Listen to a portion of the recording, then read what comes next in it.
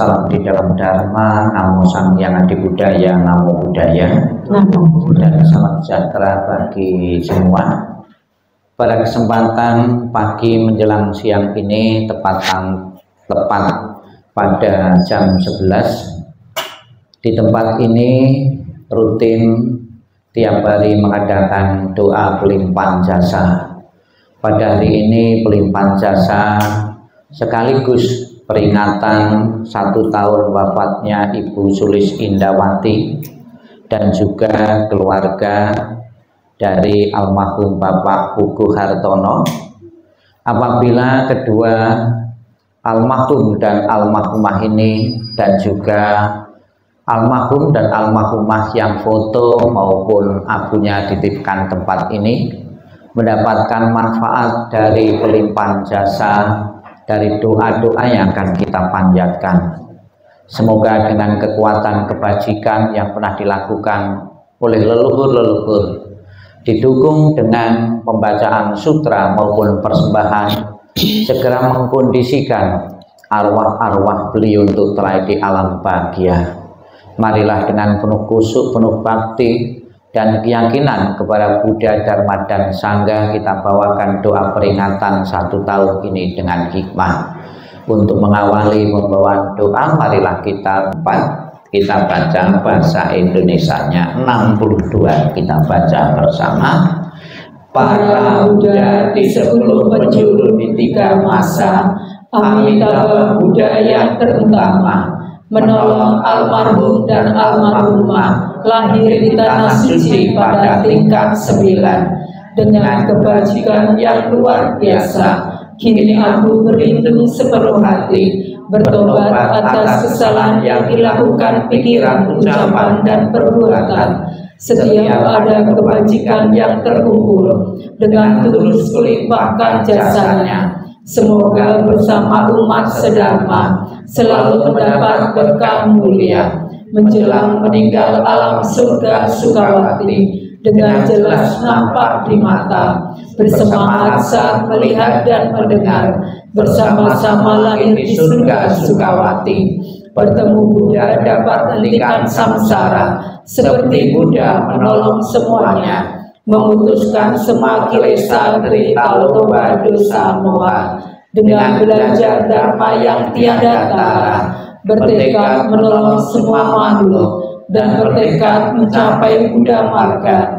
Alam semesta ada batasnya, namun tekadku tak ada darahnya. Semua makhluk berjiwa maupun tidak, bersama-sama sempurnakan semua kebijaksanaan para Buddha di 10 penjuru di 3 masa. Semua bodhisattva mahasatwa, semua bodhisattva mahasatwa, maha prasnya paramita. 65, 66, dan 67 bagian atas. Mohon berdiri. Marilah kita membimbing para arwah leluhur untuk selalu menyatakan pelindungan kepada Buddha, Dharma, dan Sangha dengan Sang Kui. 65 bagian bawah. Namo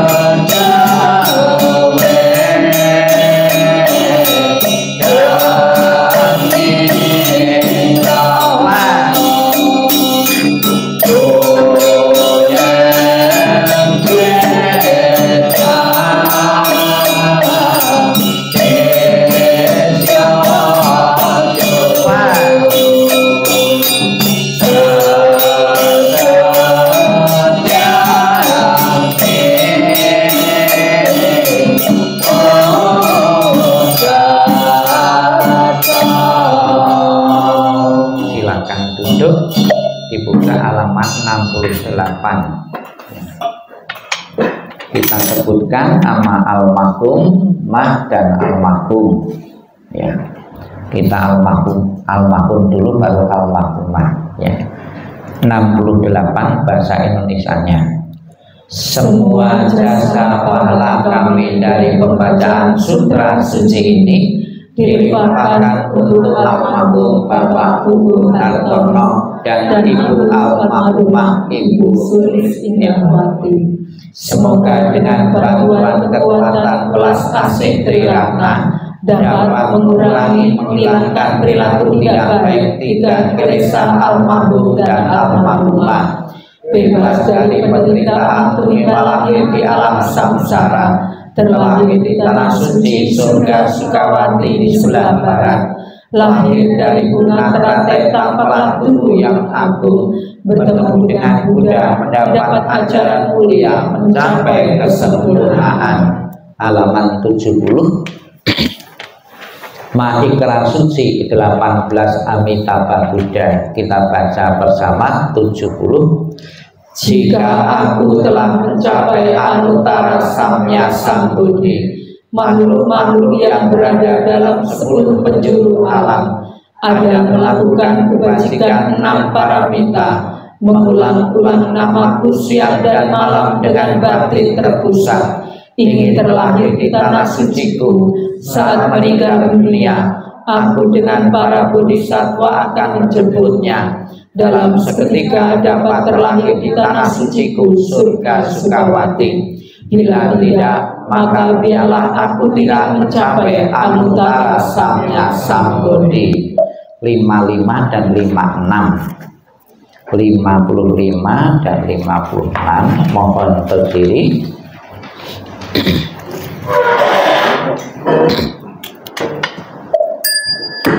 Amitabha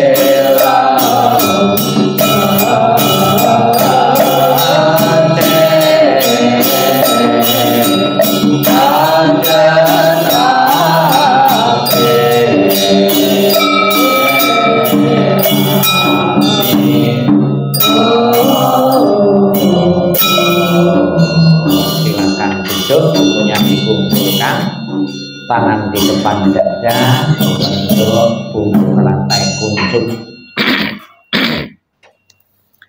Kumpulkan bukunya, tangan di depan dada beranjali atau membentuk hubungan rantai kuncup atau merangkapkan kedua tangan.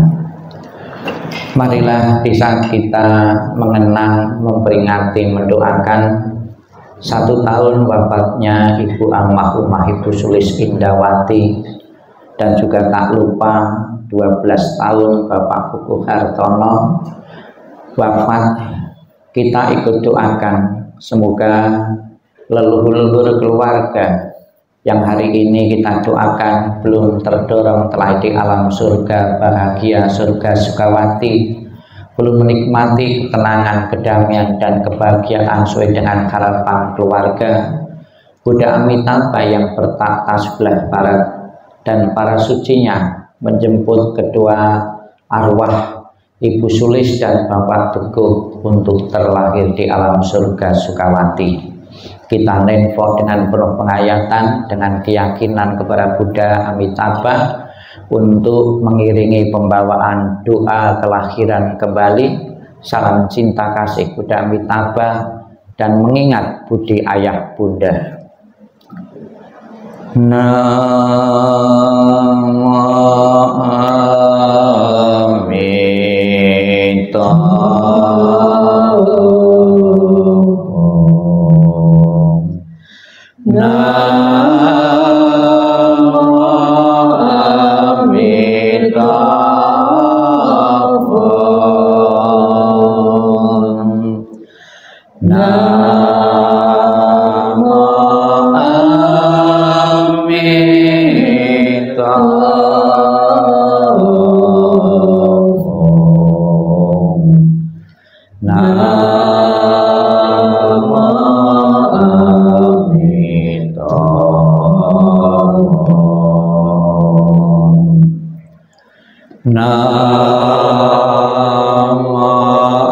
ketika aku mengantar kepergianmu,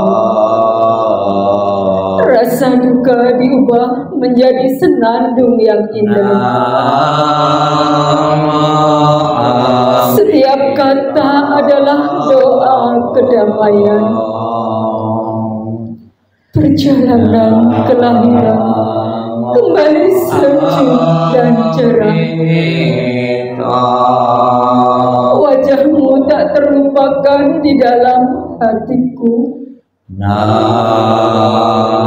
Saat-saat kita bersuka cita seperti baru berlalu. Tiada yang dapat mengganti keberadaanmu. Lepas dari dunia fana adalah menuju kebebasan. Sebenarlah dengan cinta kasih, terpujilah Amitabha Buddha. Datang dan pergi dari tanah suci, terpujilah Amitabha Buddha.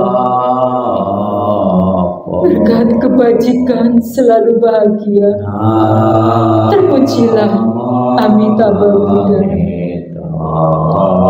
Selalu tentram dan damai, terpujilah Amitabha Buddha. Salam cinta kasih Amitabha Buddha untukmu. Salam cinta kasih Amitabha Buddha untukmu. Semoga Anda bertekad ingin lahir di tanah suci sebelah barat. Salam cinta kasih Amitabha Buddha untukmu. Terlahirlah di tanah suci, surga sukawati. Semoga engkau dapat mengingat selalu pada Amitabha Buddha. Semoga engkau dapat terlahir di surga sukawati. Amitabha Buddha memberkatimu. Terlahirlah di tanah suci, surga sukawati. Mengingat budi ayah bunda. Walaupun kami tak dapat bersama selalu, tetapi batin kami selalu terkait bersatu. Tak dapat dilupakan selamanya cinta kasih dari ayah bunda. Kehidupan ini akan saya manfaatkan sebaik-baiknya. Rajin belajar agama, sucikan hati dan pikiranmu. Selalu ingat dan berusaha membalas budi besar ayah bunda, membangkitkan kebajikan, menolong diri sendiri dan semua orang dalam setiap kehidupan, menyelamatkan diri sendiri dan semua orang. Hanya ayah bunda yang terbaik di dunia ini. Anak yang mempunyai ayah bunda bagaikan mustika dalam pelukan ayah bunda. Kebahagiaan tak terhingga.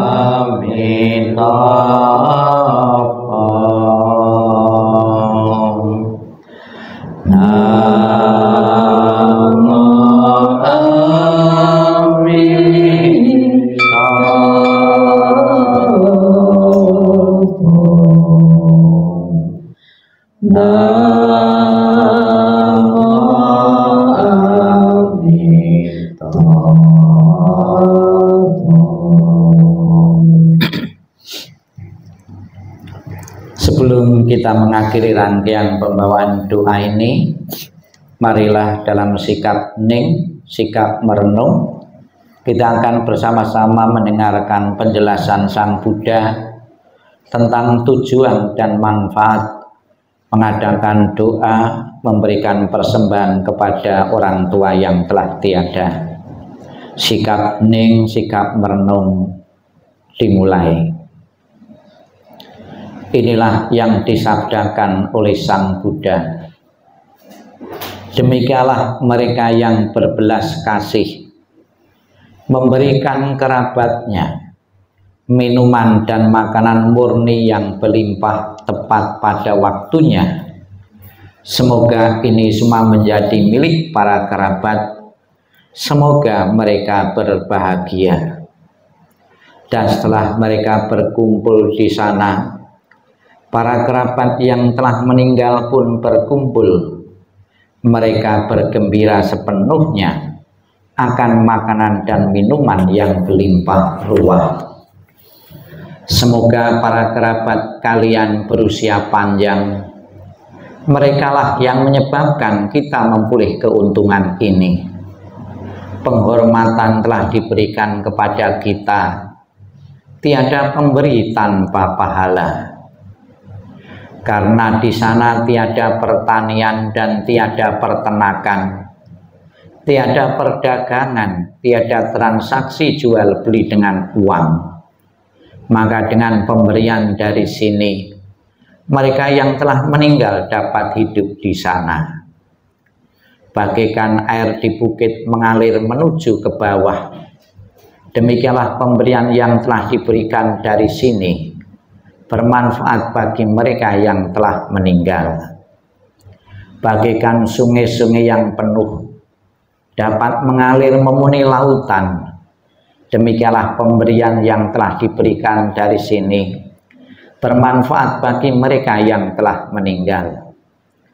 Setelah memberikan persembahan kepada mereka yang telah meninggal, lalu mengenang apa yang telah dilakukan pada kehidupan lampau, persembahan yang telah diberikan guna menopang sangga ini sesungguhnya demi kepentingannya akan menimbulkan manfaat untuk waktu yang lama.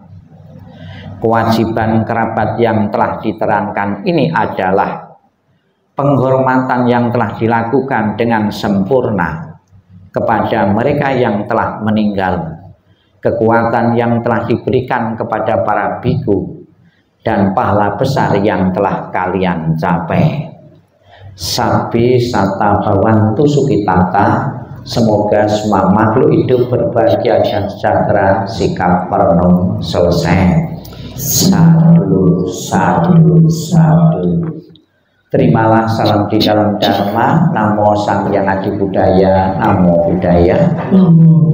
Yang saya hormati yang luhur samanera, yang saya hormati segenap romo yang bertugas pada kesempatan siang hari ini, Yang saya hormati keluarga besar almarhum Ibu Sulis dan Bapak Teguh, tidak terasa 1 tahun yang lalu atau 1 tahun ini Anda sekalian, terutama putra-putri beliau, itu merasakan jadi anak yatim piatu, ya. Tidak punya ayah, tidak punya ibu 1 tahun yang lalu. Rasanya cepat sekali. Ditinggal pergi untuk selamanya orang yang dicintai. 1 tahun adalah cepat, tapi berbeda dengan ditinggal orang yang kita benci atau berkumpul dengan orang yang dibenci. 1 tahun adalah lama sekali, tapi tinggal pergi selama 1 tahun yang kita cintai di tengah-tengah keluarga rasanya cepat sekali. Bapak Ibu sekalian yang saya hormati, baru saja kita mendengarkan penjelasan Sang Buddha tentang tujuan manfaat memberi persajian persembahan kepada yang telah tiada.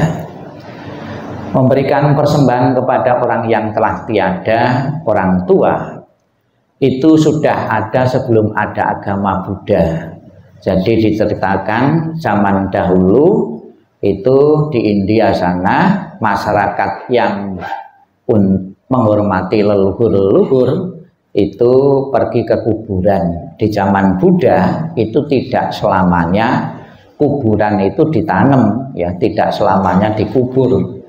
Bagi mereka yang mampu, orang-orang menengah ke atas, itu jenazahnya dikremasi, dibakar. Tapi bagi mereka yang menengah ke bawah, itu jenazah seseorang itu taruh saja di kuburan. Jadi di kuburan itu berserakan, ya, itu beberapa tulang-tulang. Maka ada juga Sutta Wijaya Sutta itu menyebutkan mayat itu bisa dimakan anjing, burung nasar, ya, burung-burung pemakan bangkai, ya. Jadi kalau Bapak Ibu melihat kuburan yang tidak ditanam itu di Bali, itu Trumyang itu tidak dikubur tapi ditaruh gitu saja, dihalangi untuk sementara. Tapi karena ada yang rusak juga penghalang bambunya itu, akibatnya berserakan di situ. Keluarga-keluarga yang ingat kepada leluhur-leluhurnya, mereka di hari-hari tertentu itu datang ke kuburan, mempersembahkan, membawa persembahan-persembahan untuk persembahan leluhur-leluhur yang telah tiada, ya, telah dipersembahkan, ya. Kemudian di zaman Buddha itu juga ada biku-biku yang aliran keras. Jadi tinggalnya tidak mau diwihara, tapi di kuburan-kuburan. Memang ada namanya biku dutangga.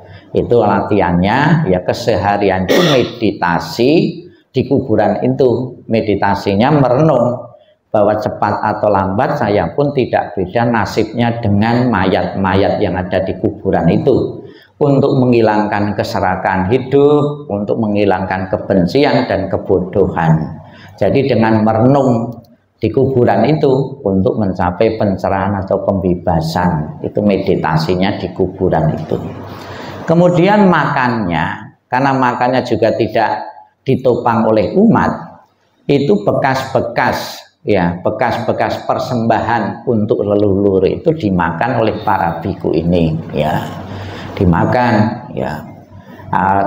Bisa kita bayangkan makanan yang di kuburan itu kalau yang berasal dari keluarga-keluarga mampu kan enak-enak, ada dagingnya, ada ayamnya, ada sapinya, ada babinya. Nah, sekalipun biku itu tinggal di hutan ternyata tidak kekurangan makan, ya, untuk ngambil makanan-makanan yang ada di kuburan tersebut, ya. Kemudian ada juga keluarga-keluarga yang komplain, ya, yang naruh persembahan kok biku-biku kok makan hasil persembahan-persembahan yang saya persembahkan. Kemudian ada juga yang mengisukan biku-biku itu do makan bangkai orang-orang mayat-mayat itu. Memang sampai sekarang pun ada, namanya suku Agori di India itu makan sebagian dari mayat itu. Kan merasa, kalau kita kan merasa jijik, tidak layak, ya. Sebetulnya ya hampir sama saja, ya. Kalau kita itu kan biasa makan mayat ayam, bebek, ya, itu kan juga mayat-mayat juga. Tapi mereka pun ya sekalipun makan sebagian kecil dari bagian tubuh sambil merenung bahwa saya pun juga akan nasibnya sama seperti yang saya makan ini, akan mati juga. Berbeda dengan kita ketika kita makan ayam bebek kan tidak pernah merenung seperti itu. Ya, kita merasakan nikmatnya makan daging ya bebek atau ayam saja, tidak pernah merenung suatu saat nanti saya pun akan nasibnya sama seperti ayam yang saya makan ini ya, untuk menghilangkan keserakahan kalau mampu kita merenung ya.